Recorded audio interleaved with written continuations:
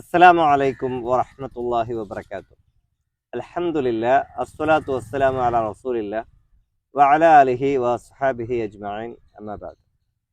ഞാൻ ജംഷീർ ബിൻ ഹൈദ്രോസ്. ഞാൻ ഇന്ന് നമ്മുടെ സഹോദരൻ അബ്ദുള്ള പോളിൻ്റെ കൂടെയാണുള്ളത്. അദ്ദേഹത്തിൻ്റെ നാട് അങ്കമാലിയിലാണ്. അദ്ദേഹം 7 വർഷങ്ങൾക്ക് മുമ്പ് ഇസ്ലാം സ്വീകരിച്ച വ്യക്തിയാണ്. അദ്ദേഹത്തിൻ്റെ ഇസ്ലാം സ്വീകരണത്തിൻ്റെ വിശേഷങ്ങൾ നമുക്ക് അദ്ദേഹത്തോട് ചോദിച്ചറിയാം. അസ്സലാമു അലൈക്കും വറഹ്മത്തുള്ളാഹി. അബ്ദുള്ള പോൾ, എന്തൊക്കെയുണ്ട് വിശേഷം?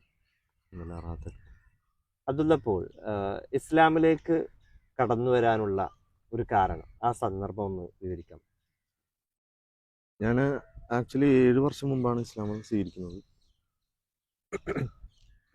ആക്ച്വലി എൻ്റെ സഹോദരനിലൂടെയാണ് ഞാൻ ഇസ്ലാമിനെ കുറിച്ച് അറിയുന്നത്.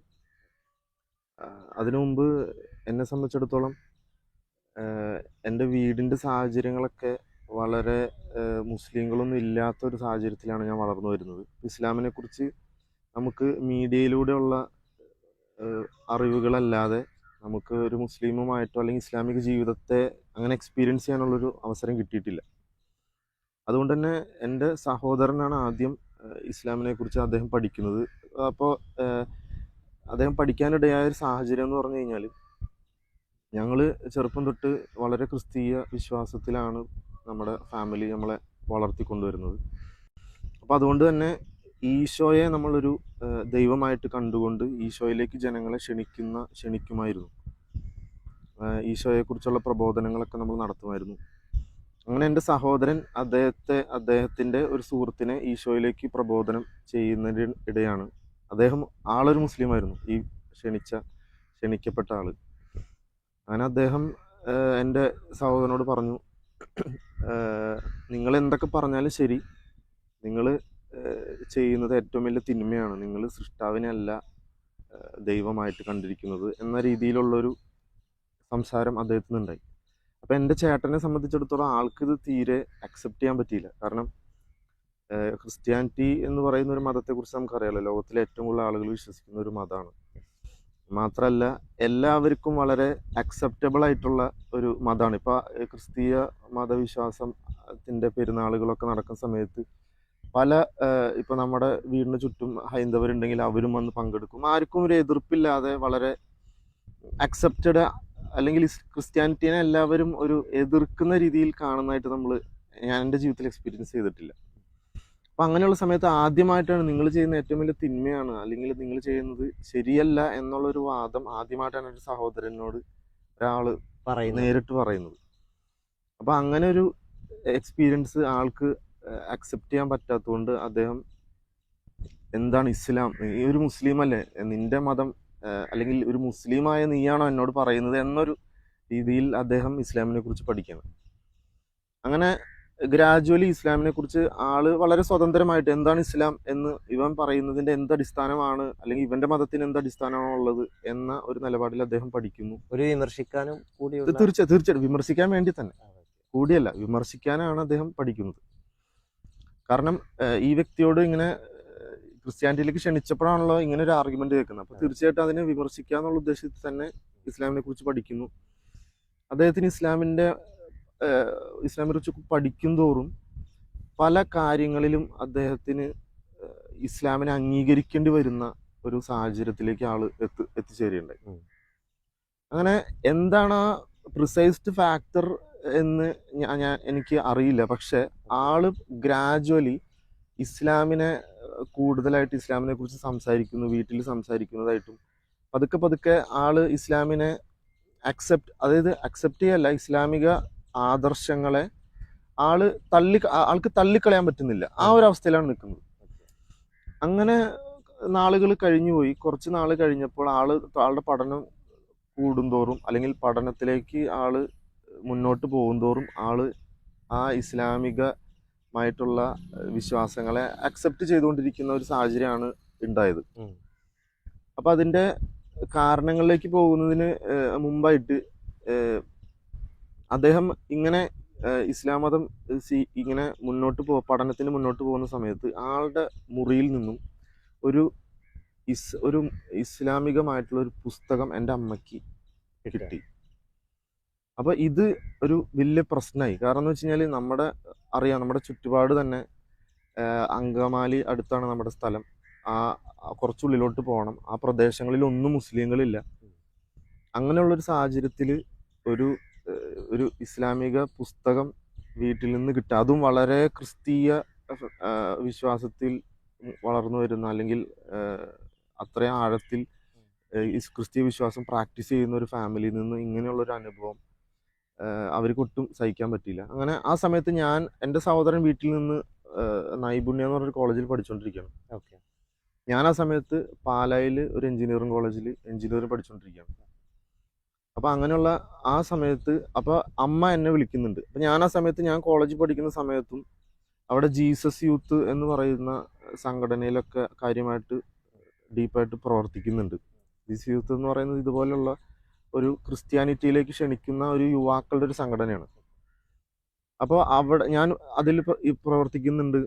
അപ്പോൾ എന്നെ സംബന്ധിച്ചിടത്തോളം ബൈബിൾ എന്ന് പറയുന്നത് എൻ്റെ ഒരു സുപ്പീരിയർ നോളജായിട്ട് തന്നെ ഞാൻ കൺസിഡർ ചെയ്യുന്ന ഒരാളാണ്. ബൈബിൾ വായിക്കുന്നുണ്ട്. അത് ഈ ഞങ്ങൾ ഗ്രൂപ്പായിട്ട് ഇരുന്നിട്ട് ബൈബിൾ വായിക്കും. അത് നമ്മൾ ചർച്ച ചെയ്യുന്ന ഒരു സാഹചര്യമാണ് ആ സമയത്തുള്ളത്.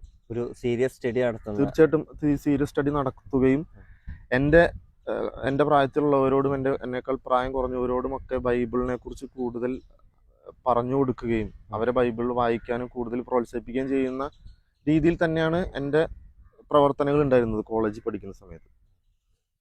അപ്പോൾ അങ്ങനെ ഇരിക്കുകയാണ് എൻ്റെ അമ്മ എന്നെ വിളിക്കുന്നത്.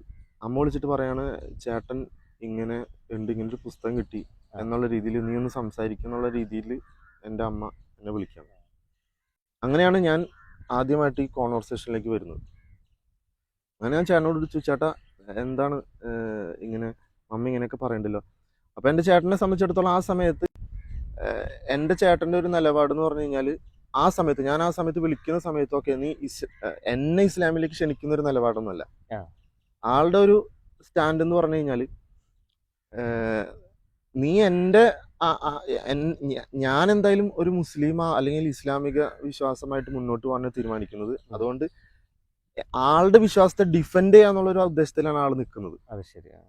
ഇപ്പൊ ഞാൻ എന്തെങ്കിലും പറയുമ്പോൾ അതങ്ങനെയല്ലടാ, ഞാൻ എൻ്റെതായ രീതി പോട്ടെ എന്നുള്ളൊരു ഡീലാണ് ആള് ഉദ്ദേശിക്കുന്നത്. അപ്പൊ അങ്ങനെ ഞങ്ങളുടെ ഇടയിൽ ചർച്ചകൾ നടക്കുന്നുണ്ട്. അപ്പൊ ഞാൻ ചോദിച്ചു, ചേട്ടാ മോൻ എന്തൊക്കെ നല്ലത് ഇസ്ലാമിൽ കണ്ടാലും അതൊക്കെ നമുക്ക് ക്രിസ്ത്യാനിറ്റിയിൽ പ്രാക്ടീസ് ചെയ്യാൻ പറ്റുമല്ലോ. ആള് ഈ പറയുന്ന സ്ത്രീകളുടെ വസ്ത്രധാരണത്തെ കുറിച്ച് പറഞ്ഞു. അപ്പോൾ തീർച്ചയായിട്ടും അക്സെപ്റ്റ് ചെയ്യേണ്ടതാണ്. കാരണം ഈ കാലഘട്ടത്തിൽ ഒരു പുരുഷനെ സംബന്ധിച്ചിടത്തോളം സ്ത്രീയുടെ ശരീരഭാഗങ്ങൾ അവനെ മോശമായ രീതിയിൽ ഉത്തേജിപ്പിക്കും എന്ന് ശാസ്ത്രം പോലും പറയുന്നുണ്ട്. അപ്പൊ അങ്ങനെയുള്ള സാഹചര്യത്തിൽ വളരെ മോശമായ രീതിയിലുള്ള വസ്ത്രം ധരിക്കുന്ന സാഹചര്യത്തിൽ ഇതുപോലെയുള്ള വളരെ മാന്യമായിട്ടുള്ള വസ്ത്രധാരണത്തെ പ്രൊമോട്ട് ചെയ്യുന്നുണ്ട് ഇസ്ലാം. അത് ഇസ്ലാമിക നിയമമാണ്. അപ്പൊ അതൊക്കെ ഞാൻ അംഗീകരിച്ചു. ഞാൻ പറഞ്ഞു, ഓക്കെ, നമ്മുടെ ഭാര്യമാരെ അല്ലെങ്കിൽ നമ്മുടെ മക്കളെ, നമ്മുടെ സഹോദരങ്ങളൊക്കെ നമ്മൾക്ക് നല്ല രീതിയിൽ വസ്ത്രം ധരിപ്പിച്ചാൽ പോരെ, അതിന് എന്തിനു വേറൊരു മതത്തിലേക്ക് പോകണം എന്നുള്ളൊരു ആർഗ്യുമെന്റാണ് ഞാൻ മുന്നോട്ട് വയ്ക്കുന്നത്. അപ്പൊ ആള് ഡിഫെൻഡ് ചെയ്തോണ്ടിരിക്കണം. എടാ അങ്ങനെയല്ല, നീ എന്തായാലും നിന്റെ ഇതിൽ പൊക്കോ, ഞാൻ എന്തായാലും ഇങ്ങനെ അപ്പൊ എന്തുകൊണ്ടാണ് ആള് ഈ ഇസ്ലാമിക വിശ്വാസത്തിൽ ആളെങ്ങനെ ആഴത്തിൽ നിർത്തുന്നത്, അല്ലെങ്കിൽ അങ്ങനെ ഡിഫെൻഡ് ചെയ്യാൻ മാത്രം എന്താണ് ഇദ്ദേഹത്തിന് ഉള്ളത് എന്നുള്ളത് എനിക്ക് ഇദ്ദേഹം ഷെയർ ചെയ്ത് തരുന്നില്ല. ആളുടേതൊരു പേഴ്സണൽ ആയിട്ടുള്ള ഇത് വെക്കുകയാണ്. അപ്പൊ ഞാൻ ചോദിച്ചു, ചേട്ടാ എന്ത് വിഷയം തന്നെ എടുത്തോട്ടെ, അതിലൊക്കെ തന്നെയും നമുക്ക് ഇത്രയും നമ്മുടെ മതത്തിലും അത് തന്നെ നമുക്ക് പ്രാക്ടീസ് ചെയ്യാൻ പറ്റും. മാത്രമല്ല നമ്മുടെ മതം ലോകത്തിലെ ഏറ്റവും കൂടുതൽ ആളുകൾ വിശ്വസിക്കുന്ന മതമാണ്. എല്ലാ നല്ല കാര്യങ്ങളും നന്മയും നമ്മുടെ മതത്തിൽ നമ്മൾ പഠിപ്പിക്കപ്പെടുന്നുണ്ട്, നമ്മളതിലേക്ക് ക്ഷണിക്കുന്നുണ്ട്. എന്താ ഇവിടെ വിഷയം? അപ്പോഴാണ് ആള് പറയുന്നത്, എടാ ഇത് വേറൊന്നല്ല, സംഭവം എന്ന് വെച്ച് കഴിഞ്ഞാല് നമുക്ക് ഒരു ദൈവമുള്ളൂ, നമുക്ക് ഒറ്റ ദൈവമുള്ളൂ. പ്രധാന വിഷയത്തിലേക്ക് ആള് അവസാനം ഞാനിങ്ങനെ കുത്തി ചോദിക്കുമ്പോഴാണ് ആള് പറയുന്നതിനൊക്കെ ഞാനിങ്ങനെ കൗണ്ടർ ആർഗ്യുമെന്റ് കൊടുത്തോണ്ടിരിക്കുന്ന സമയത്ത് അവസാനമാണ് ആൾ ഇത് പറയുന്നത്, എടാ നമുക്കൊരൊറ്റ ദൈവമുള്ളൂ. ഞാൻ ചോദിച്ചു, ചേട്ടാ അതിലിപ്പോ ആർക്കാ സംശയമുള്ളത്? നമുക്കൊരു ദൈവമല്ലേ ഉള്ളൂ, അതിലിപ്പോ ആർക്കാണ് ഒരു സംശയമായിട്ടുള്ളത്? അപ്പോൾ ചേട്ടൻ പറഞ്ഞു, എടാ അങ്ങനെയല്ല, ശരിക്കും പറഞ്ഞു കഴിഞ്ഞാല് നമ്മള് ക്രിസ്തീയ വിശ്വാസികൾ അല്ലെങ്കിൽ ക്രിസ്ത്യാനികൾ ഈശോനെ ആണ് ആരാധിക്കുന്നത്, ഈശോ നമ്മുടെ ദൈവമല്ല എന്ന് പറയാം. അപ്പോൾ അപ്പോഴാണ് ആള് ആ ഒരു പോയിന്റ് എനിക്ക് കിട്ടുന്നത്. അപ്പൊ അത്രയും സമയം ഞാൻ വളരെ ആളെന്ത് പറഞ്ഞാലും അപ്പൊ തന്നെ അതിനുള്ള കൗണ്ടർ ആർഗ്യുമെന്റ് ലോജിക്കലി കൊടുത്തുകൊണ്ടിരിക്കുന്ന ഒരു സാഹചര്യത്തിൽ നിന്ന് പെട്ടെന്ന് ഈശോ ദൈവമല്ല എന്ന് കേട്ടപ്പോൾ പെട്ടെന്ന് എൻ്റെ ഹൃദയത്തിനൊരു പോസ് വന്നു. എനിക്ക് പിന്നെ പെട്ടെന്ന് ഞാനൊരു ആർഗ്യുമെന്റ് പറഞ്ഞില്ല. അപ്പൊ ഞാൻ ചോദിച്ചു, ഈശോ ദൈവമല്ല, ദൈവമല്ലാന്നോ? അപ്പൊ ഇങ്ങനെ കേട്ടാ, ഈശോ നമ്മുടെ ദൈവമല്ല, പക്ഷെ നമ്മൾ ഈശോനെ വിളിച്ച് പ്രാർത്ഥിക്കാം, അല്ലെ ഈശോനെയാണ് നമ്മൾ ആരാധിക്കുന്നത് എന്ന് പറയണം. നമുക്ക് ഒരൊറ്റ ദൈവമുള്ളൂടെ, ഈശോ അല്ല നമ്മുടെ ദൈവം എന്ന് പറയാം. അപ്പൊ ഇങ്ങനെ പറയുന്ന സമയത്ത് നമുക്കറിയാം, നമ്മൾ ബൈബിൾ വായിക്കുന്ന സമയത്ത് എന്താണ് ഈശോ പ്രാർത്ഥിക്കുന്നതായിട്ടും ഈശോ അത്ഭുതങ്ങൾ ചെയ്യുന്നതിന് മുമ്പും പ്രാർത്ഥിക്കുന്നതായിട്ടും ഈശോ ഒരു സുപ്പീരിയർ ബീയിങ്ങിനോട് ഇടപഴകുന്നതുമായിട്ടൊക്കെ നമ്മൾ ബൈബിളിൽ കാണുന്നുണ്ട്. പക്ഷെ എങ്കിലും ഈശോ ദൈവം അല്ല, അല്ലെങ്കിൽ ഈശോ ദൈവം അല്ല എന്നുള്ള ഒരു ചിന്ത, അല്ലെങ്കിൽ അങ്ങനെയൊന്നും നമ്മൾ ചിന്തിച്ചിട്ടില്ല. നമ്മൾ നമ്മുടെ പുരോഹിതന്മാർ നമുക്ക് പറഞ്ഞു തന്നതുപോലെ ഈശോ ആണ് നമ്മുടെ ദൈവം എന്ന രീതിയിൽ ഈശോനെ ആരാധിക്കുന്നു, നമ്മൾ അങ്ങനെ തന്നെ ചെയ്തു പോകുന്ന ഇങ്ങനൊരു ചിന്ത, ഇങ്ങനൊരു ആർഗ്യുമെന്റ് ഞാൻ അപ്പോഴാണ് ഫേസ് ചെയ്യുന്നത്. നമ്മുടെ ആ ഫിത്രത്ത് കൊണ്ടാണോ എന്ന് അറിയില്ല, പെട്ടെന്ന് ഞാൻ അവിടെ ഒന്ന് സ്റ്റക്കായി. പിന്നെ കൗണ്ടർ ചെയ്യാൻ ഇല്ല, പിന്നെ എനിക്ക് കൗണ്ടർ ചെയ്യാൻ പെട്ടെന്ന് ഞാൻ നിന്നിട്ട് അപ്പൊ ഞാൻ നിർത്തിയപ്പോ ആളുടെ ഉദ്ദേശം എന്ന് പറയുന്നത് ഡിഫെൻഡിങ് ആണല്ലോ. ആള് പ്രത്യേകിച്ച് വേറെ ഇസ്ലാമിക ആശയമൊന്നും എന്നിലേക്ക് ഏൽപ്പിക്കുന്ന ഒരു രീതിയിലോ അല്ലെങ്കിൽ എന്നെ അതിലേക്ക് ക്ഷണിക്കോ അതൊന്നും ചെയ്യുന്നില്ല. ആള് ജസ്റ്റ് നീ നിർത്തിയാണെങ്കിൽ ഞാൻ നിർത്തി എന്നുള്ളൊരു അവസ്ഥയിലാണ് ആള് നിൽക്കുന്നത്. ആള് പെട്ടെന്ന് അത് അവസാനിപ്പിച്ചു. അപ്പോൾ ഇതാണ് ഫസ്റ്റ് ഈ വിഷയമായിട്ടുള്ള ഞങ്ങളുടെ ചർച്ചയിലുണ്ടായ സംഭവം. അങ്ങനെ ഞാനും എന്ത് ചെയ്തു, അങ്ങനെ ചർച്ച അവസാനിച്ചു. പക്ഷെ ഫോൺ വെച്ചിട്ടും എൻ്റെ ഉള്ളില് ഇതൊരു വല്ലാത്തൊരു ചോദ്യമായിട്ട് നിൽക്കണം. ഈശോ ദൈവമല്ലേ, ഈശോ ദൈവമാണോ എന്നുള്ളൊരു ചോദ്യം. അപ്പൊ ഞാനത് ഏറ്റവും കൂടുതൽ ചിന്തിക്കാനുള്ളൊരു കാരണം എന്ന് പറയുന്നത്, ബൈബിളിന്റെ അടിസ്ഥാനം തന്നെ പാപത്തെ ബൈബിൾ ഡിഫൈൻ ചെയ്യുന്നത് ഇപ്പൊ 1 യോഹന്നാൻ 3:4 1 യോഹന്നാൻ 3:4 വചനത്തിൽ പറയുന്നത്, പാപം ചെയ്യുന്നവൻ നിയമം ലംഘിക്കുന്നു, പാപം എന്നാൽ അത് നിയമലംഘനമാണ്. അതാണ് ബൈബിളിന്റെ പാപത്തെ കുറിച്ചുള്ള ഡെഫിനിഷൻ.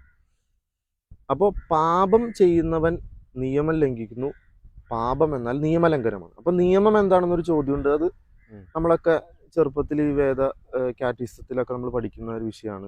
നിയമം എന്ന് പറയുന്നത് മോശ പ്രവാചകന് നൽകപ്പെട്ട നിയമങ്ങളെയാണ് ഇവിടെ നിയമം കൊണ്ട്. അതായത് ദൈവ പ്രമാണങ്ങൾ ലംഘിക്കുമ്പോഴാണ് ഒരാൾ പാപിയായി മാറുന്നത്. അപ്പൊ എന്നെ സംബന്ധിച്ചിടത്തോളം നമ്മൾക്കറിയാം, നമ്മൾ എപ്പോഴും ദൈവത്തിൽ വിശ്വസിക്കുന്ന ഒരാളെ സംബന്ധിച്ചിടത്തോളം അവന്റെ ഒരു ഇന്റൻഷൻ എന്ന് പറയുന്നത് എപ്പോഴും പാപമില്ലാതെ ജീവിച്ച് മരിക്കുക എന്നുള്ളതാണല്ലോ. അതിപ്പോ നമ്മൾ പാപികളാണെങ്കിൽ പോലും നമ്മൾ ഇതുപോലുള്ള കുമ്പസാരങ്ങൾ അല്ലെങ്കിൽ പാപങ്ങൾ ഏറ്റുപറഞ്ഞ് പശ്ചാത്തപിക്കുന്ന ഒരു മനോഭാവത്തിലുള്ള ഒരാൾ തന്നെയായിരുന്നു. എന്ത് പാപം സംഭവിച്ചാലും അത് പശ്ചാത്തപിച്ച് ഒന്ന് പാപമില്ലാതെ ജീവിക്കുക എന്നുള്ളത് ആണ് നമ്മുടെ ഒരു ഇന്റൻഷൻ ആയിരുന്നത്. അപ്പൊ പാപത്തെ ബൈബിൾ ഡിഫൈൻ ചെയ്യുന്നത് ഇങ്ങനെയാണെങ്കിൽ, പാപം എന്ന് പറയുന്നത് ഈ നിയമം ലംഘിക്കുന്നതാണെങ്കിൽ ഏറ്റവും പ്രധാനപ്പെട്ട നിയമം എന്താണ് എന്നൊരു ചോദ്യമുണ്ട്. ഇതേ ചോദ്യം ബൈബിളിൽ 2 സന്ദർഭങ്ങളിലായിട്ട് ബൈബിളിൽ രേഖപ്പെടുത്തുന്നുണ്ട്. ഈശോയോട് ഒരു നിയമ പണ്ഡിതൻ, യഹൂദ പണ്ഡിതൻ ഈശോനോട്, ഈശോ ഒരു പള്ളിയിൽ ഒരു സിനഗോഗിൽ പ്രഭാഷണം നടത്തുന്നതിരിക്കെ ഒരു യഹൂദ പണ്ഡിതനും നിയമജ്ഞൻ എന്ന് പറയുന്നത് ഈ തൗറാത്തൊക്കെ പഠിച്ച് ജനങ്ങൾക്ക് വിധി പറഞ്ഞു കൊടുക്കുന്ന നിയമപണ്ഡിതൻ, അദ്ദേഹം ഇത് കേട്ടിട്ട് ഈശോ പറയുന്നതൊന്നും കേട്ടിട്ട് നിഷേധിക്കാൻ കഴിയുന്നില്ല. പക്ഷെ ആളിതൊക്കെ കേട്ട് ഇങ്ങനെ നിന്നിട്ട് ആള് ഇദ്ദേഹത്തോട് ഈശോനോട് ചോദിക്കുന്ന ഒരു സന്ദർഭമാണ് ഇതാണ് ചോദ്യം ചോദിക്കുന്നത്. എങ്കിൽ നീ പറയുക, നീ പറയുന്നതൊക്കെ ശരി തന്നെ എന്ന് പറഞ്ഞിട്ടാണ് പറയുന്നത്. എങ്കിൽ നീ പറയുക, സുപ്രധാന കൽപ്പന ഏത്? അതായത് ഏറ്റവും പ്രധാനപ്പെട്ട നിയമം എന്ത്? നിയമം എന്നുള്ളൊരു വാക്ക് മറ്റൊരു ബൈബിളിലെ 2-ാമത്തെ ഭാഗത്ത് പരാമർശിക്കപ്പെടുന്നുണ്ട്. 2 സന്ദർഭങ്ങളിൽ ഇതേ സംഭവം വിവരിക്കുന്നുണ്ട്, 2 സുവിശേഷങ്ങളിൽ.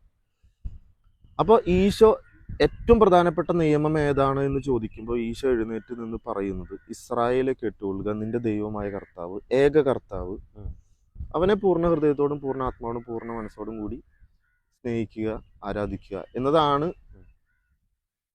ഈശോ പറയുന്നത്.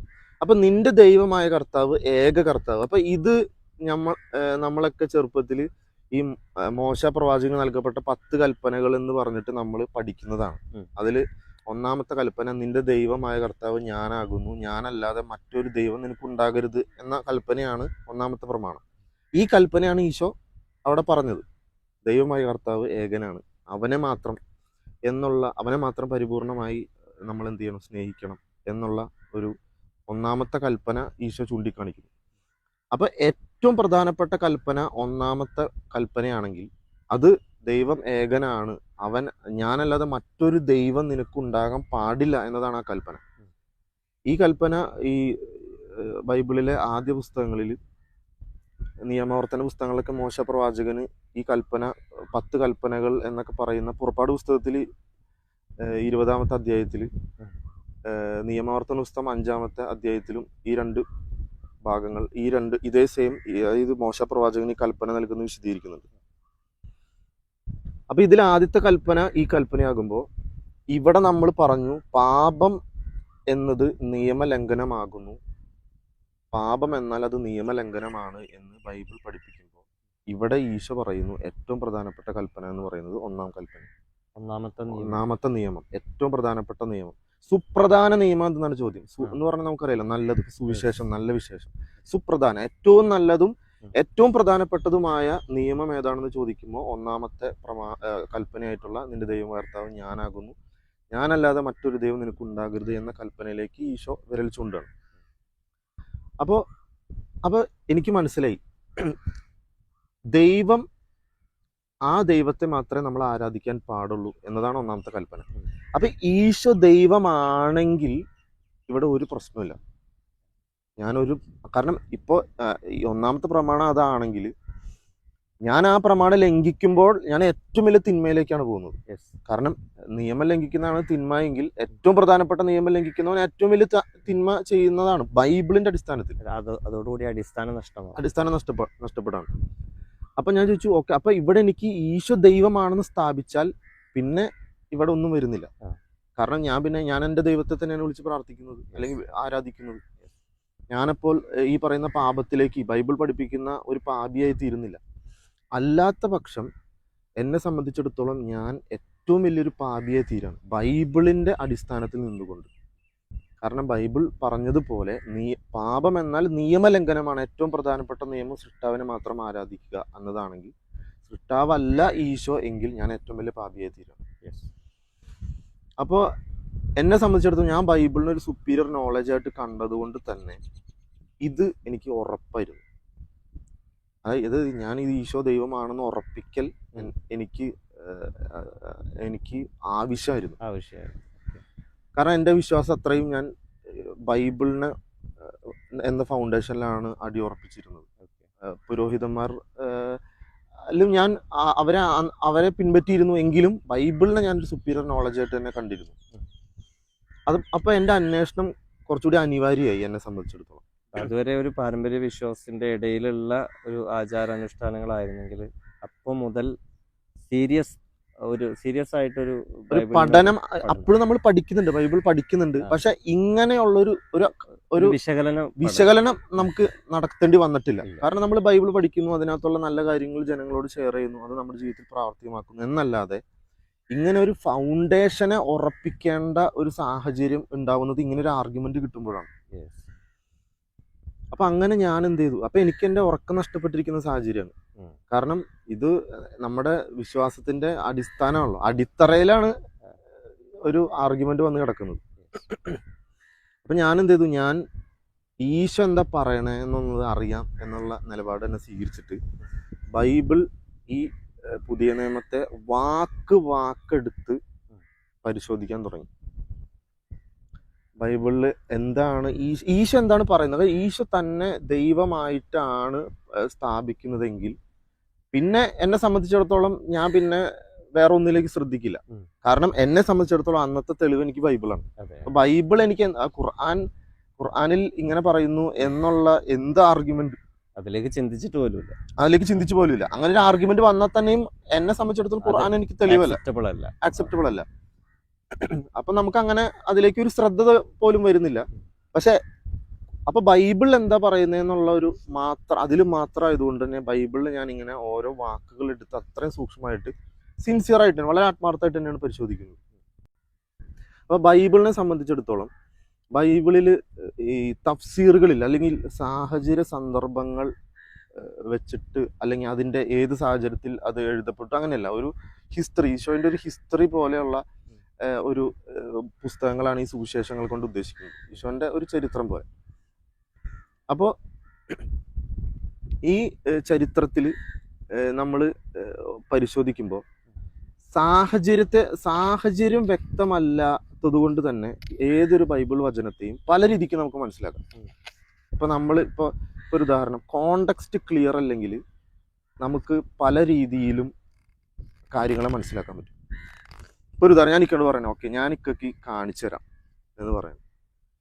അത് ഒരാൾ ഇതുപോലെ എഴുതിയെടുക്കുകയാണെങ്കിൽ അയാൾക്ക് നമ്മുടെ ഇടയിലുള്ള സാഹചര്യം അറിയില്ലെങ്കിൽ അതിനെ ഏത് രീതിയിലും അതിനെ കണക്കാക്കാം. കാരണം ഭാഷയിൽ ഒരു അങ്ങനെയുള്ള ചിലപ്പോൾ വാക്കിൽ ഇന്ന അർത്ഥമാണെങ്കിലും ചിലപ്പോൾ സാഹചര്യങ്ങളിൽ അത് മാറും. ഇപ്പോൾ ഉദാഹരണം ഞാൻ ഇക്കയ്ക്ക് കാണിച്ചു തരാമെന്ന് പറയുമ്പോൾ ഒരാൾക്ക് പറയാം നമ്മൾ തമ്മിൽ എന്തെങ്കിലും ഒരു ഇഷ്യൂ ഉണ്ട് എന്ന് സ്ഥാപിക്കാം. അല്ലെങ്കിൽ ഈ പറഞ്ഞ പോലെ ഞാൻ എന്തെങ്കിലും ഒരു ഒബ്ജക്റ്റ് ഇക്കയ്ക്ക് കാണിച്ചു തരാം എന്ന് ഏതോ ഒരു സാഹചര്യത്തിൽ പറഞ്ഞു എന്നും സ്ഥാപിക്കാം. അപ്പൊ സാഹചര്യം കോണ്ടെക്സ്റ്റ് ക്ലിയർ ആവുമ്പോഴാണ് ഒരു ആശയത്തിന്റെ അർത്ഥം യഥാർത്ഥമായി നമുക്ക് ഉൾക്കൊള്ളാൻ പറ്റുന്നത്. അല്ലെങ്കിൽ അതിന് പ്രത്യേകിച്ച് ദുർവ്യാഖ്യാനങ്ങളൊന്നും സംഭവിച്ചിട്ടില്ല. അല്ലെങ്കിൽ സത്യം അന്വേഷിയെ സംബന്ധിച്ചിടത്തോളം കോണ്ടെക്സ്റ്റ് എപ്പോഴും പരിശോധിക്കും. കാരണം സത്യം അറിയണമെങ്കിൽ അതിന്റെ കോണ്ടെക്സ്റ്റ് കൂടി പരിശോധിക്കും. അപ്പൊ അങ്ങനെ കോണ്ടെക്സ്റ്റ് വ്യക്തമാകുന്ന വചനങ്ങളിൽ മാത്രമേ ഞാൻ ഈ പറയുന്ന പഠനം ഉദ്ദേശിക്കുന്നു. അപ്പൊ ഞാൻ ഇതിന്റെ കോണ്ടെക്സ്റ്റ് ഇതിന്റെ എല്ലാം പരിശോധിക്കുന്നുണ്ട്. അങ്ങനെ കോണ്ടെക്സ്റ്റ് ക്ലിയർ ആയിട്ടുള്ള 2 സന്ദർഭങ്ങളാണ് എന്നെ സ്ട്രൈക്ക് ചെയ്യുന്നത്. അവിടെ കോണ്ടെക്സ്റ്റ് ക്ലിയർ ആയതുകൊണ്ട് തന്നെ അവിടെ എന്താണോ അവിടെ പറയപ്പെട്ടത് അത് തന്നെയാണ് അതിന്റെ അർത്ഥം. അവിടെ അപ്പുറത്തേക്ക് ഒരു ദുർവ്യാഖ്യാനത്തിന് അവിടെ പഴുതില്ല. അപ്പൊ മറ്റ് വചനങ്ങളും എൻ്റെ ശ്രദ്ധയിൽ പെടുന്നുണ്ടെങ്കിലും ഈശോ ദൈവമല്ല എന്ന് ഒരു ദുർവ്യാഖ്യാനത്തിന് പോലും പഴുതില്ലാതെ വ്യക്തമായി എക്സ്പ്ലിസിറ്റായി മനസ്സിലാകുന്ന 2 വചന സന്ദർഭങ്ങളാണ് എന്നെ ഏറ്റവും കൂടുതൽ സ്ട്രൈക്ക് ചെയ്യുന്നത്. അതായത് മൊത്തത്തിൽ ഞാൻ ബൈബിൾ പരിശോധിച്ചപ്പോൾ ഈശോ ദൈവമാണ് എന്ന് വ്യക്തമാകുന്ന കോണ്ടെക്സ്റ്റിൽ ക്ലിയർ ആകുന്ന ഒരു വചനം പോലും കണ്ടില്ല എന്ന് മാത്രമല്ല, ഈശോ ദൈവമല്ല എന്ന് വളരെ എക്സ്പ്ലിസിറ്റ് ആയിട്ട് സ്ഥാപിക്കുന്ന വചനങ്ങൾ കാണാണ്ടിടയായി. അതിൽ ഏറ്റവും പ്രധാനപ്പെട്ട 2 സന്ദർഭങ്ങൾ ഞാൻ വേണമെങ്കിൽ ഈ ഒരു സമയത്ത് ഒന്ന് പറയാം. അതിലൊന്നെന്ന് പറയുന്നത്, അപ്പോൾ യഹൂദന്മാരെ സംബന്ധിച്ചിടത്തോളം അവർക്ക് അന്ത്യദിനത്തിൽ വിശ്വാസമുണ്ട്. എല്ലാ പ്രവാചകന്മാരും പഠിപ്പിച്ചിട്ടുണ്ടല്ലോ അന്ത്യദിനത്തിലുള്ള വിശ്വാസത്തെക്കുറിച്ച്. അപ്പൊ ഈ അവസാനത്തെ മണിക്കൂർ സംഭവിക്കുന്നത് എപ്പോഴാണ് സംഭവിക്കുന്നത് എന്നൊരു ക്യൂരിയോസിറ്റി ഏതൊരു വിശ്വാസിക്കും ഉണ്ടാവും. പ്രത്യേകിച്ച് ഒരു പ്രവാചകന്റെ കൂടെ ജീവിക്കുന്ന അല്ലെങ്കിൽ ഒരു ദൈവത്തിൽ നിന്ന് വന്ന ഒരു വ്യക്തിയിലൂടെ ജീവിക്കുന്ന. അപ്പൊ അങ്ങനെ ഈ ഈശോയുടെ ശിഷ്യന്മാര് ഈ ഒരു ക്യൂരിയോസിറ്റി കൊണ്ട് ഈശോനോട് ഇത് ചോദിക്കണം. അതാണ് സന്ദർഭം, ഇതാണ് ഇതിന്റെ കോണ്ടെക്സ്റ്റ്. അപ്പൊ ആ സമയത്ത് ഈശോ പറയുന്ന ഒരു മറുപടി എന്ന് പറഞ്ഞു കഴിഞ്ഞാൽ, ഇത് മർക്കോസിന്റെ സുവിശേഷത്തിലാണ്, 13-ാമത്തെ അധ്യായത്തിലാണ് എന്നാണ് ഞാൻ മനസ്സിലാക്കുന്നത്. ഞാൻ എൻ്റെ കറക്റ്റ് റെഫറൻസ് മറന്നുപോയി, ബൈബിൾ കുറച്ച് മുമ്പേ നമ്മൾ പിന്നെ. അപ്പോൾ ഇതിൽ ഈശോ പറയുന്ന കറക്റ്റ് വാചകങ്ങൾ തന്നെ ഞാൻ പറയുന്നത്. ഈശോ പറയാണ്, ഈ ചോദ്യം ചോദിക്കുന്ന സമയത്ത് ഈശോ പറയാണ്, എന്നാൽ ആ ദിവസത്തെ കുറിച്ചോ ആ മണിക്കൂറിനെ കുറിച്ചോ പിതാവിനല്ലാതെ പുത്രനോ സ്വർഗത്തിലുള്ള ദൂതന്മാർക്ക് പോലുമോ അറിഞ്ഞുകൂടാ. വളരെ എക്സ്പ്ലിസിറ്റ് വചനമാണ്. ഞാൻ പറയുന്നത് ബൈബിളിലെ അതേ വചനങ്ങളാട്ടോ, POC ബൈബിളിലുള്ള അതേ സ്റ്റേറ്റ്മെന്റ് ആണ് ഇപ്പൊ ഞാൻ പറയുന്നത്. ഈശോ പറയാണ്, എന്നാൽ ആ ദിവസത്തെ കുറിച്ച് മാത്രമല്ല, ആ മണിക്കൂറിനെ കുറിച്ച് പോലും പിതാവിനല്ലാതെ, ഈ പറയുന്ന പിതാവിന് അല്ലാതെ പുത്രൻ എന്ന് ഇവിടെ ഉദ്ദേശിക്കപ്പെടുന്നത് ഈശോനെ തന്നെ, എനിക്കോ ദൂതന്മാർക്ക് പോലുമോ അറിയില്ല എന്ന് വളരെ എക്സ്പ്ലിസിറ്റ് ആയിട്ട് ഈശോ പറയാണ്. എനിക്കറിയില്ല, ഒരു ദൂതന്മാർക്കും അറിയില്ല, ഒരു മാലാഖമാർക്കും അറിയാൻ പാടില്ല. എന്നാൽ പിതാവിനത് അറിയുന്നു, പിതാവിന് മാത്രമേ അത് അറിയാൻ പാടുള്ളൂ എന്ന എക്സ്പ്ലിസിറ്റ് ആയിട്ടുള്ള ഇൻഫർമേഷനാണ് ഇവിടുന്ന് കിട്ടുന്നത്. അപ്പോൾ അപ്പം ഞാൻ നേരത്തെ പറഞ്ഞ പോലെ ഇപ്പോൾ ക്രിസ്തീയ വിശ്വാസത്തെക്കുറിച്ച് അറിയാത്ത സഹോദരങ്ങൾ ഇത് കേൾക്കുന്നുണ്ടെങ്കിൽ അവർക്ക് മനസ്സിലാൻ വേണ്ടിയിട്ട് പറയാണ്. ക്രിസ്തീയ വിശ്വാസത്തിൻ്റെ അടിസ്ഥാനം എന്ന് പറയുന്നത് മെജോറിറ്റി ഓഫ് ദ ക്രിസ്ത്യൻ വിഭാഗങ്ങളും വിശ്വസിക്കുന്നത് ത്രിത്വത്തിലാണ്. ത്രിത്വം ഇതിൻ്റെ അടിസ്ഥാനത്തിലാണ് അവർ ദൈവത്തെ മനസ്സിലാക്കുന്നത്. അപ്പോൾ ത്രിത്വം എന്ന് പറയുന്നത് പിതാവല്ല പുത്രൻ, പുത്രനല്ല പരിശുദ്ധാത്മാവ്, പരിശുദ്ധാത്മാവല്ല പിതാവ് എങ്കിലും ഇവർ 3 പേരും കൂടി ചേരുന്ന അവസ്ഥയിലാണ്, ഒരു സത്തയിൽ ഒരുമിക്കുമ്പോഴാണ് ആ ത്രിയേക ദൈവം ഉണ്ടാകുന്നത് അങ്ങനെയാണ് എന്നാണ് ഇവർ വിശ്വസിക്കുന്നത്. അപ്പോൾ ഈശോയും ദൈവമാണ്, പിതാവും ദൈവമാണ്, പരിശുദ്ധാത്മാവും ദൈവമാണ്. അതാണ് ത്രിത്വത്തിന്റെ അടിസ്ഥാനം. അപ്പൊ അങ്ങനെയാണ് ത്രിത്വത്തിന്റെ അടിസ്ഥാനം. അപ്പോൾ ഇത് ഞാനിപ്പോൾ പറഞ്ഞത് അങ്ങനെ അറിയാത്ത ആരെങ്കിലും ഉണ്ടെങ്കിൽ മനസ്സിലാക്കാൻ വേണ്ടിയിട്ട് പറഞ്ഞു. അപ്പൊ ഞാൻ ഇവിടെ ഈശോ പറയാണ്, ആ അവസാനത്തെ മണിക്കൂറിനെ കുറിച്ച് എനിക്ക് അറിയില്ല എന്ന് ക്ലിയർ ആണ്. ഈശോ അവിടെ അറിയാമെങ്കിൽ അറിയില്ല എന്ന് അവിടെ പറയില്ല, കാരണം അത് നുണ പറഞ്ഞ പോലെ. അപ്പൊ അറിയാവുന്ന ഒരു കാര്യം അറിയില്ല എന്ന് പറയേണ്ട കാര്യമില്ല, അതുകൊണ്ട് പറയാതിരിക്കാം. പക്ഷെ അറിയില്ല എന്ന് പറയുമ്പോൾ അതവിടെ എനിക്കറിയില്ല എന്നുള്ള ഒരു ക്ലിയർ ആണ്. അപ്പൊ ഈ ലോകത്തിന്റെ അവസാനം അല്ലെങ്കിൽ അവസാന മണിക്കൂറിനെ കുറിച്ച് അറിയാത്ത ഒരു ദൈവത്തിന് എങ്ങനെയാണ് ഈ ലോകത്തെ സൃഷ്ടിക്കാൻ പറ്റുക? ഈ ലോകം എന്ന് പറയുന്നത് ഈ പ്രപഞ്ചത്തിൽ എന്തോരം ഒരു കടുകുമണിക്ക് അത്ര പോലും ഇല്ല. ആ ലോകത്തിലെ മനുഷ്യന്റെ മേൽ വിധി കൽപ്പിക്കപ്പെടുന്ന ആ അവസാന മണിക്കൂർ എന്നാണ് എന്ന് പോലും അറിയാത്ത ഈശോയാണ് ഈ കടുകുമണിക്ക് പോലും ഇല്ലാത്ത ഈ ലോകത്തിന് അപ്പുറം കിടക്കുന്ന വിശാലമായ പ്രപഞ്ചത്തെ മുഴുവൻ തൻ്റെ അറിവിൽ നിന്നും സൃഷ്ടിച്ച് സംവിധാനിച്ചത് എന്ന് എങ്ങനെ ഒരാൾക്ക് വിശ്വസിക്കാൻ പറ്റും? അതെ, കാരണം ഏതൊരു വിശ്വാസിയെ സംബന്ധിച്ചിടത്തോളം, ഏതൊരു മതവിശ്വാസി ആയിക്കൊള്ളട്ടെ, ദൈവത്തിൽ വിശ്വസിക്കുന്ന ഒരാളെ സംബന്ധിച്ചിടത്തോളം തൻ്റെ ദൈവം സർവജ്ഞാനിയാണ് എന്നതിൽ ആർക്കും ഒരു അഭിപ്രായ വ്യത്യാസം ഉണ്ടാവില്ല. അപ്പോൾ താൻ വിശ്വസിക്കുന്ന ദൈവം, ആ ദൈവത്തിന് എല്ലാം അറിയാം എന്നുള്ള വിഷയത്തിൽ അത് മനുഷ്യന്റെ ഒരു ഫിത്രത്തി, ഒരു പ്രകൃതിയിൽപ്പെട്ട കാര്യമാണ്. അവർക്ക് ഒരിക്കലും നിഷേധിക്കാൻ പറ്റില്ല. ദൈവത്തിന് അനിവാര്യമായി ഉണ്ടാവേണ്ട ഒരു ഗുണം കൂടിയാണ് തീർച്ചയായിട്ടും. അപ്പൊ അറിവിൽ നിന്നല്ലാതെ ഇതൊന്നും ഉണ്ടാകില്ല. അപ്പോ തൻ്റെ സൃഷ്ടിയെക്കുറിച്ച് അറിവില്ലാത്ത ഒരു സൃഷ്ടാവ് ഒരിക്കലും അതിന് യാതൊരു ഒരു ഫൗണ്ടേഷനും ഇല്ലാത്ത ഒരു വിശ്വാസമായി മാറാണ്.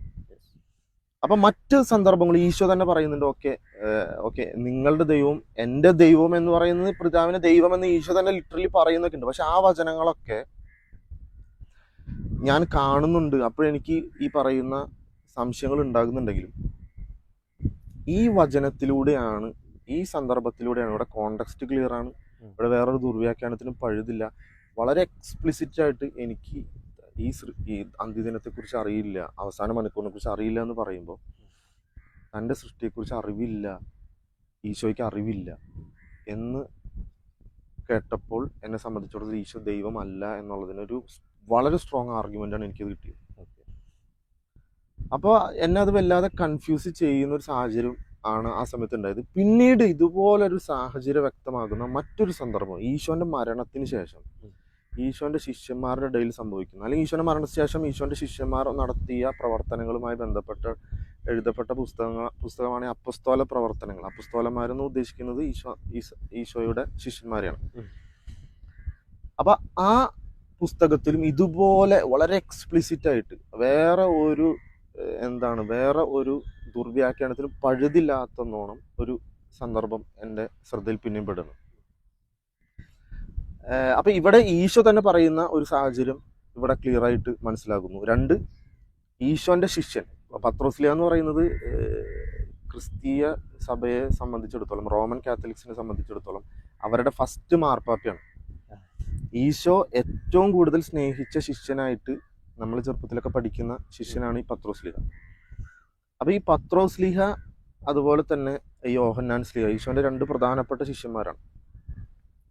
ഈ 2 ശിഷ്യന്മാർ ഈശോ മരിച്ചതിന് ശേഷമുള്ള സംഭവ വികാസങ്ങളെ രേഖപ്പെടുത്തുന്ന പുസ്തകമാണ് ഈ അപ്പോസ്തല പ്രവൃത്തികൾ. ഇതിൽ 3-ാമത്തെ അധ്യായത്തിൽ ഒരു സന്ദർഭമുണ്ട്. അപ്പൊ അതിന്റെ കോണ്ടെക്സ്റ്റ് എന്ന് പറയുന്നത് ഈശോ മരിച്ചു, ഇവർക്ക് ഈശോ ഇങ്ങനെ ഒരു വ്യക്തി ദൈവത്തിൽ നിന്ന് വന്നിട്ടുണ്ട് എന്നുള്ള ഇൻഫർമേഷൻ, ആ പ്രബോധന ഉത്തരവാദിത്വം നടത്താണ് ഈ ഈശോന്റെ ശിഷ്യന്മാർ. നടത്തുന്ന സമയത്ത് ഒരു മുടന്തൻ അവിടെ സുഖപ്പെടുന്നുണ്ട്. ഒരു മുടന്തനായിട്ടുള്ള ഒരു വ്യക്തി, ജന്മന മുടന്തനാണ്, നടക്കാനൊന്നും കഴിയാതെ നിൽക്കുന്ന ഒരു വ്യക്തിയെ പത്രോസ്ലീഹ കൈ പിടിച്ച് ഉയർത്തുമ്പോൾ ആ വ്യക്തി അവിടെ സുഖപ്പെടുന്നുണ്ട്. അപ്പൊ ഇത് സുഖപ്പെട്ടപ്പോൾ ആളുകളൊക്കെ ഇത് കണ്ട് ഭയങ്കര അത്ഭുതം കാണിച്ച് അവിടെ ചുറ്റും കൂടുന്നുണ്ട്. അതുപോലെ തന്നെ ഈ വ്യക്തിയാണെങ്കിൽ ഇവരെ വിട്ട് മാറാണ്ട് ഇവരുടെ കൂടെ തന്നെ ഇങ്ങനെ നടക്കുന്ന ഒരു സാഹചര്യമാണ്. ഇതാണ് ഇതിന്റെ കോണ്ടെക്സ്റ്റ്. അപ്പൊ ഈ കോണ്ടെക്സ്റ്റിൽ സമയത്ത് പത്രോസ്ലീഹ, അപ്പൊ ഈ പറയുന്ന സോളമന്റെ മണ്ഡപം എന്ന് പറയുന്ന സുലൈമാൻ നബിയുടെ വളരെ പ്രധാനപ്പെട്ട ഒരു സദസ്സിലാണ് ഇത് സംഭവിക്കുന്നത്. ഒരുപാട് ജനങ്ങൾ അവിടെ വട്ടം കൂടുന്നുണ്ട്, ഇവരുടെ ചുറ്റും ഓടിക്കൂടുന്നതായിട്ടൊക്കെ ബൈബിളിൽ ആ സമയത്ത് പറയുന്നുണ്ട്. അപ്പൊ അങ്ങനെയുള്ള സമയത്ത് പത്രോസ്ലീഹ പറയുന്ന ഒരു സ്റ്റേറ്റ്മെന്റ്, പത്രോസ്ലീഹ പറയണം, ഓൾമോസ്റ്റ് സെയിം വചനങ്ങൾ തന്നെയാണ് ഞാൻ പറയുന്നത്. പത്രോസ്ലീഹ പറയണം, അതായത് ഞങ്ങളുടെ കഴിവ് കൊണ്ട് ഇവനെന്തോ അല്ലെങ്കിൽ ഇവന് ഈ അത്ഭുതം നടത്തി എന്ന മട്ടിൽ ഞങ്ങളെ നിങ്ങൾ സൂക്ഷിച്ചു നോക്കുന്നത് എന്തിനും? ഈ ജനങ്ങളോടും ഈ വ്യക്തിയോടും കൂടിയിട്ട് പറയാണ്, ഞങ്ങളുടെ കഴിവ് കൊണ്ട് എന്തോ സംഭവിച്ചു എന്ന മട്ടിൽ നിങ്ങൾ ഞങ്ങളെ സൂക്ഷിച്ചു നോക്കുന്നത് എന്തിന്? എന്നിട്ട് പറയാണ്, പത്രോസ്ലീഹ പറയാണ്, അബ്രാഹത്തിന്റെയും ഇസ്ഹാക്കിന്റെയും യാക്കോബിന്റെയും ദൈവം, നമ്മുടെ പിതാക്കന്മാരുടെ ദൈവം തൻ്റെ പരിശുദ്ധ ദാസനായ യേശു ക്രിസ്തുവിനെ മഹത്വപ്പെടുത്തിയിരിക്കുന്നു. ഇവിടെ എന്താ സംഭവിച്ചത്, അല്ലെങ്കിൽ ഇവിടെ നടന്ന ഈ അത്ഭുതത്തിന്റെ അടിസ്ഥാനം എന്താണെന്ന് ജനങ്ങൾ മുഴുവൻ ഓടിക്കൂടുന്ന സമയത്ത്, അവരൊക്കെ ഇങ്ങനെ നോക്കിക്കൊണ്ടിരിക്കുന്ന സമയത്ത് അവരോട് അതിന്റെ അടിസ്ഥാനത്തെ പ്രബോധനം ചെയ്യാണ്. നിങ്ങൾ നോക്കുന്നത് ഞങ്ങളുടെ കഴിവുകൊണ്ട് ഞങ്ങൾ എന്തോ ചെയ്ത മട്ടില്ല, ഞങ്ങളെ നോക്കിയിട്ടൊന്നും കാര്യമില്ല.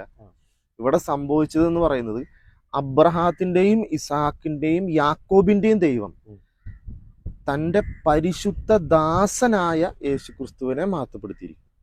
അപ്പൊ ഇത് പറയുന്നത് ഈശോന്റെ കൂടെ സഹവസിച്ച് 3 വർഷത്തോളം ഈശോന്റെ കൂടെ രാപ്പകലില്ലാതെ ഈശോയിൽ നിന്നും പഠനം നടത്തിയ ഈശോന്റെ ഏറ്റവും പ്രിയപ്പെട്ട ശിഷ്യൻ, ക്രൈസ്തവ റോമൻ കത്തോലിക്ക വിഭാഗത്തെ സംബന്ധിച്ചിടത്തോളം അവരുടെ ആദ്യത്തെ മാർപ്പാപ്പ പ്രഖ്യാപിക്കുകയാണ് തൻ്റെ വിശ്വാസ പ്രഖ്യാപനം ജനങ്ങളുടെ ഇടയിൽ.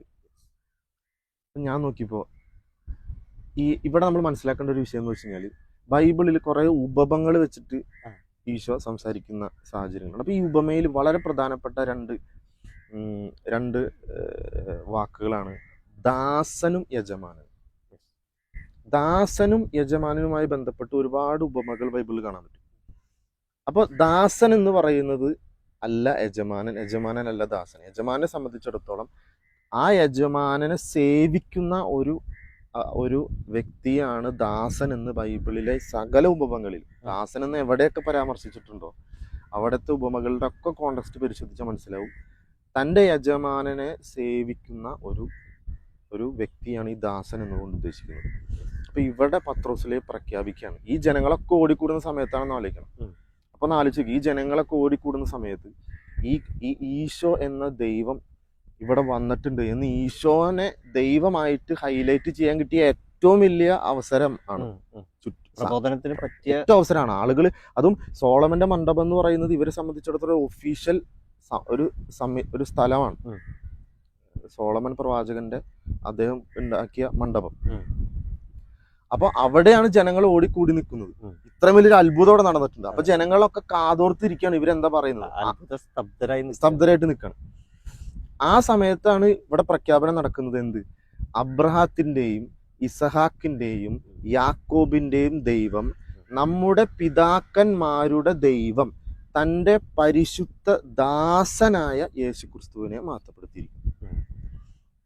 അപ്പോൾ പച്ചയ്ക്ക് പറയുകയാണെങ്കിൽ ഒരു മുസ്ലിമിന്റെ വിശ്വാസം അവിടെ ഈശോന്റെ ശിഷ്യൻ പ്രഖ്യാപിക്കുകയാണ്, അബ്രഹാത്തിന്റെയും ഇബ്രാഹിം നബിയുടെയും ഇസാഖ് നബിയുടെയും യാക്കോബ് നബിയുടെയും ദൈവം, അതായത് നമ്മുടെ പൂർവ്വപിതാക്കന്മാരുടെ ദൈവം, ആ ദൈവത്തിന്റെ ഒരു പരിശുദ്ധനായ ദാസൻ മാത്രമാണ് ഈശോ. ഇതാണല്ലോ ഒരു മുസ്ലിമിനെ സംബന്ധിച്ചിടത്തോളം ഈസാ നബിയെ കുറിച്ച് പറയുന്നത്. ഇതേ വിശ്വാസം ഈശോയുടെ ശിഷ്യൻ, ഏറ്റവും പ്രധാനപ്പെട്ട പ്രധാനപ്പെട്ട ശിഷ്യൻ പ്രഖ്യാപിക്കാം. ഇത്രയും ഇമ്പോർട്ടൻ്റ് ആയിട്ടൊരു സന്ദർഭത്തിൽ കോണ്ടെക്സ്റ്റ് ക്ലിയർ ആണ്, വാക്കുകൾ ക്ലിയർ ആണ്, വേറെ അർത്ഥ ദുർവ്യാഖ്യാനങ്ങൾക്ക് ഒരു സ്ഥാനമില്ല. അപ്പൊ തൗഹീദ് വളരെ പെർഫെക്റ്റ് ആയിട്ട് ബൈബിള് വായിച്ച സമയത്ത്, ബൈബിൾ പഠിക്കുന്ന സമയത്ത് ലാ ഇലാഹ ഇല്ലല്ലാഹ്, അള്ളാഹു അല്ലാതെ ആരാധനയ്ക്ക് അർഹനെ മറ്റാരുമില്ല, ആ അള്ളാഹു അല്ല ഈശോ എന്ന് വളരെ ക്ലിയർ ആയിട്ട് ഈശോയിൽ നിന്ന് തന്നെ വ്യക്തമാകുന്ന വചനങ്ങൾ ഉണ്ട്. വേണമെങ്കിൽ ഒരുപാട് വചനങ്ങൾ എനിക്ക് പിന്നെയും എടുത്ത് ഉദ്ധരിക്കാൻ പറ്റും. ഇത് ഏറ്റവും പ്രധാനപ്പെട്ട ഏറ്റവും പ്രധാനപ്പെട്ടത്, അതായത് ഇത് കിട്ടുന്ന ഒരു സത്യാന്വേഷിയെ സംബന്ധിച്ചിടത്തോളം ഇതിനപ്പുറം ഒന്നും വേറെ വായിക്കേണ്ടതില്ല, വേണ്ട. ഇപ്പൊ നമ്മളൊരു ഒരു 10 ലിറ്റർ പാലില് ഒരു ചെറിയ കഷ്ണം ഒരു എന്തെങ്കിലും ഒരു വേസ്റ്റ്, ആ ഒരു ചെറിയ കഷ്ണം കിട്ടിക്കഴിഞ്ഞു കഴിഞ്ഞാൽ പിന്നെ ആ പാല് മൊത്തം പിന്നെ കുടിക്കാൻ യോഗ്യമല്ല എന്ന് മനസ്സിലാക്കാൻ വേണ്ടി പ്രത്യേകിച്ച് ടെസ്റ്റ് ഒന്നും നടത്തേണ്ട കാര്യമില്ല. അപ്പോൾ ഇത്രയും ആധികാരികമായിട്ട് ഇവിടെ വിഷയം തെളിഞ്ഞപ്പോൾ എന്നെ സംബന്ധിച്ചിടത്തോളം ഞാൻ എത്തുന്നത് അപ്പൊ ഒന്നാമത്തെ കാര്യം, ഇപ്പൊ ഞാൻ ഈ ബൈബിളിന്റെ കാര്യങ്ങൾ, ഇങ്ങനെയുള്ള കാര്യങ്ങളൊക്കെ പറയുമ്പോൾ ആളുകൾ തെറ്റിദ്ധരിക്കുന്ന മറ്റൊരു വിഷയം, പ്രത്യേകിച്ച് ക്രൈസ്തവ സഹോദരങ്ങൾ തെറ്റിദ്ധരിക്കാനിടയുള്ള വിഷയം എന്ന് പറഞ്ഞു കഴിഞ്ഞാൽ, ബൈബിളിൽ കുറെ തെറ്റുകൾ കണ്ടു അല്ലെങ്കിൽ കുറെ പിഴവുകൾ കണ്ടെത്തി എന്നതുകൊണ്ടാണ് ഞാൻ ഇസ്ലാം സ്വീകരിച്ചെന്നൊക്കെ ഒരു തെറ്റിദ്ധാരണയുണ്ട്. പക്ഷെ അതല്ല കേട്ടോ കാരണം. ഖുർആനിനെ കുറിച്ച് പഠിക്കാനിടയായ ഒരു സാഹചര്യം മാത്രമാണ് ഇത് പറഞ്ഞത്, ഞാൻ പറഞ്ഞത്. അല്ലാതെ ഇത് കണ്ടോടുകൂടി ഓക്കെ ഇസ്ലാമാണ് സത്യം എന്ന് പറഞ്ഞിട്ട് ഞാൻ ബൈബിൾ ഇസ്ലാം സ്വീകരിക്കാൻ തയ്യാറായി. ആ സമയത്ത് ജ്യേഷ്ഠൻ സ്വീകരിച്ചിട്ടുണ്ടായിരുന്നു. ജ്യേഷ്ഠൻ ഓൾമോസ്റ്റ് അക്സെപ്റ്റഡ് ആയിട്ടുള്ള സമയമാണ്. പിന്നെ ഞങ്ങൾ ആ സമയത്ത് ഞങ്ങളുടെ ഇടയിലുള്ള ആർഗ്യുമെന്റിലൊക്കെ ആള് ഈ പറയുന്ന നമുക്കൊരു ദൈവമുള്ളൂ എന്നുള്ള വിഷയത്തിൽ തന്നെ നിൽക്കാണ്. എങ്കിലും ആളെന്നെ അധികം പുഷ് ചെയ്യുന്നില്ല.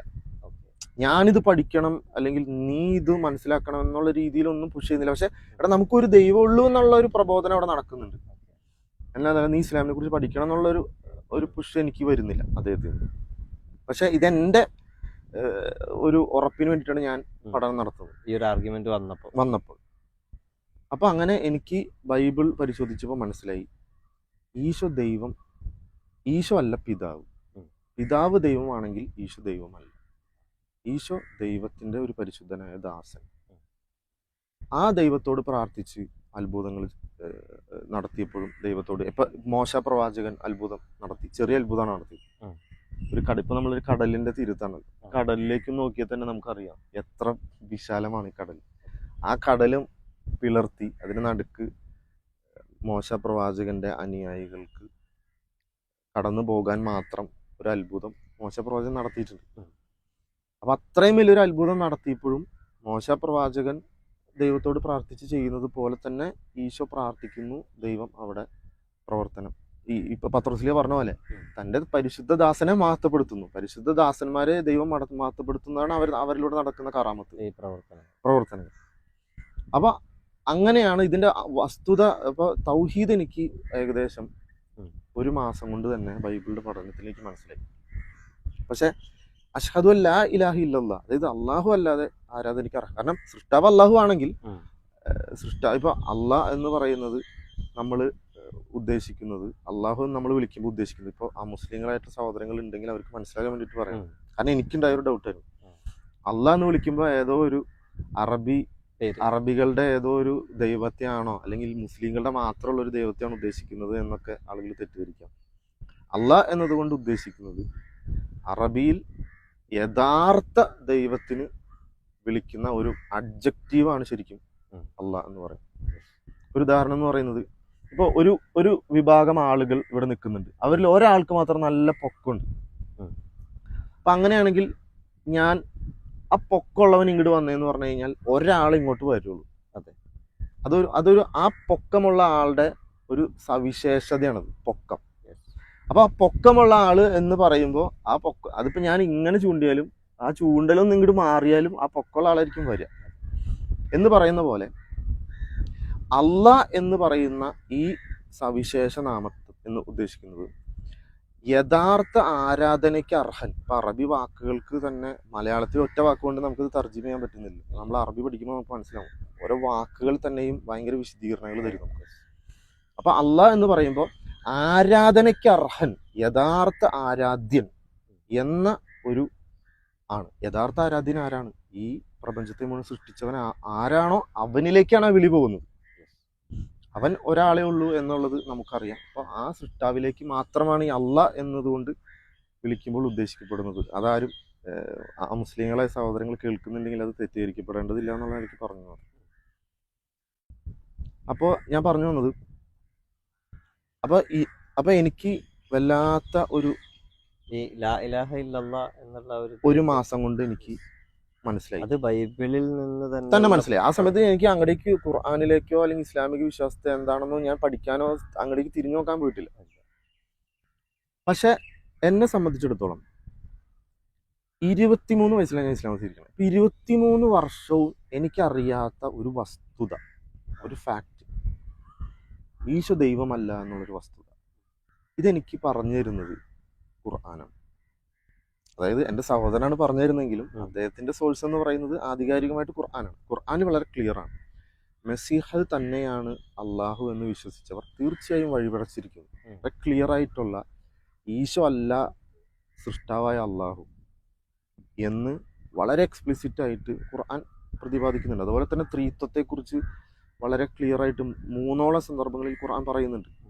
നിങ്ങളുടെ നന്മയ്ക്കായിട്ട് തന്നെ അതിൽ നിന്ന് വിരമിക്കുക എന്നൊക്കെ വളരെ കൃത്യമായിട്ട് പറയുന്നുണ്ട്. അപ്പോൾ അങ്ങനെ ഞാൻ നോക്കിയപ്പോൾ